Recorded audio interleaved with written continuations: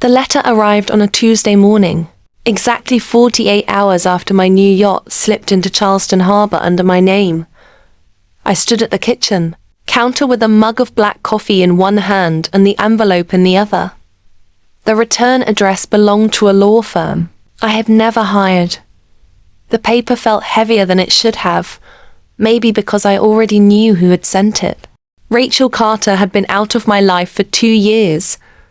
That's what the divorce decree said. But reality had been quieter than that.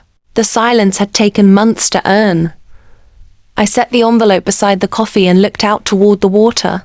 The marina was almost 3 miles away, but I could still picture the white hull resting in its slip. It wasn't the biggest yacht there. It didn't need to be. Every polished rail reminded me of something more valuable than money.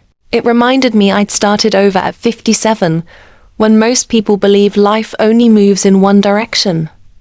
I opened the envelope, 6 pages inside, written in the careful language lawyers use when they want unreasonable demands to sound respectable. My former wife claimed recent financial developments suggested marital assets had been concealed before our divorce. She wanted immediate negotiations over what she called her rightful share of my current wealth, including a yacht purchased after our marriage ended. I read it 3 times, not because I doubted the words, but because I couldn't understand how anyone could believe them. The divorce was final. Every account disclosed, every fund listed. Rachel walked away with exactly what the agreement gave her. So why now? I turned the page, and there it was. One sentence that changed everything. According to information recently obtained by our client, your present business is substantially identical to the enterprise developed during the marriage. Sentence was the foundation under every claim in the letter. If it was true, Rachel had a case. If it was false, the whole demand rested on air. My coffee went cold before I noticed. I poured it down the drain. Funny how fast something loses its warmth. The same thing happened to my marriage. Rachel used to call me dependable. Later she called me predictable. Toward the end she talked about stability like it was a weakness. I never argued back. I just signed the papers she said she wanted. The judge finalized it on a clear October morning. She walked out smiling. I walked out uncertain. People imagine success arrives in one dramatic moment. It rarely does. Mine came through long nights, shipping consultations, engineering reviews, contracts nobody else wanted because they needed patience instead of excitement. I didn't inherit a fortune. I built a reputation, and that reputation grew. 1 project became 3. 3 became 12. Not once did Rachel ask how I was doing until the yacht. Someone photographed the christening. Someone recognized me. Someone carried that story where it didn't belong. I folded the letter instead of crumpling it. Anger solves very little. Evidence solves much more. My phone rang. Unfamiliar number. I let it go to voicemail. A woman introduced herself as Rachel's attorney. Professional tone. Said my client believes an early conversation would benefit everyone. Please call me back. Benefit everyone. I almost smiled. The language was polite. The assumption underneath it wasn't. Someone had convinced Rachel my company was just an old business wearing a new suit. Someone believed the yacht existed because I'd hidden money during the marriage. Someone who knew just enough to sound convincing, and not nearly enough to be right. I carried the letter into my study. The room still smelled faintly of cedar from shelves I built myself. I unlocked the bottom drawer of my filing cabinet. Folders inside labeled tax records, contracts, licenses, corporate filings. My fingers stopped on one folder. I didn't touch it yet. There's a difference between having proof and knowing when to use it.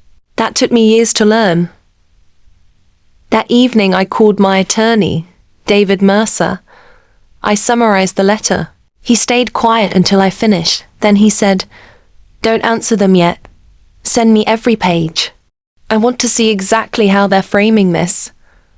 Before we hung up, he added one line that stuck with me. "People rarely file claims based on facts alone. Most claims begin with a story someone believes." Then he told me something important. "Your property order became final 2 years ago. The normal deadline to reopen it has passed. Unless Rachel can prove an exceptional kind of fraud, she can't just ask the court to divide property again. This reads like a settlement demand built around an accusation. The deadline in her letter has no real force by itself. It's pressure, not a court order," he said. "We take it seriously, but we don't pretend they have a claim they haven't proved." The next morning at my office, my assistant told me someone was asking for me. It was Michael Turner, an old colleague from years back. He read the letter without saying a word, then looked up and said, "This makes no sense. They think your company existed before the divorce." Then his face changed. He remembered something. A man had called our office last month, asking whether your current business simply changed its name after the divorce. He said he represented an investment group. Michael didn't fully believe him. Someone had been gathering information weeks before that letter ever arrived. This wasn't sudden. It had been building quietly. That afternoon the attorney called again. "Laura Bennett," she asked me directly, "is your current company the same business you operated during your marriage?" I told her it's a different company. She said our information suggests otherwise. Our information, not her information. Not Rachel's. Someone else's. "We're confident in our sources," she said. Sources? Plural. Rachel hadn't invented this theory. She was repeating something she'd accepted as truth, and whoever built that story had overlooked one thing I hadn't forgotten. A name surfaced in my old contact list. Ethan Wallace, a former colleague I hadn't spoken to in almost 3 years. He knew enough about my career to sound convincing, and just enough to misunderstand what happened after the divorce. That evening I opened the filing cabinet again. Folders organized by year. I pulled the one marked with the year my company was formed.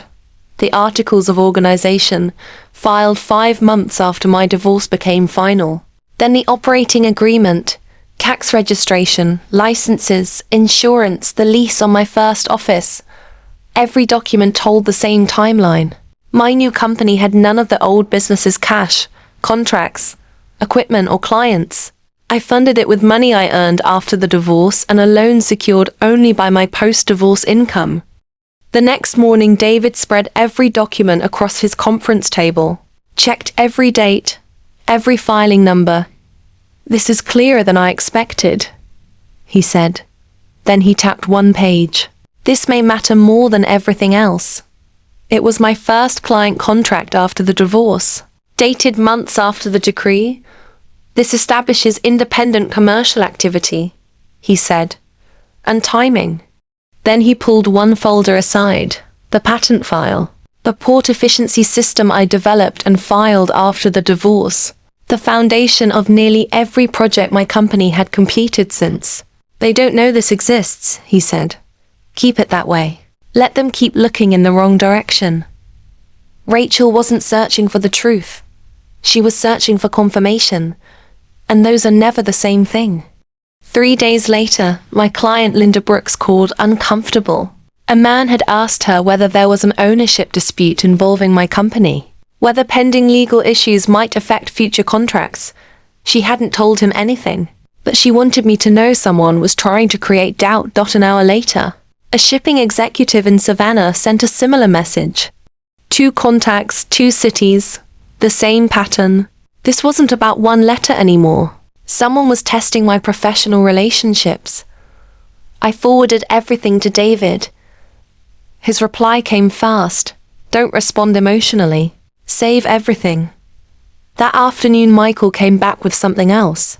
A mutual friend had seen Rachel having dinner with Brandon Hayes, a real estate developer known for one thing: believing pressure works faster than patience. That evening I sat alone on the yacht as the light faded over the harbour.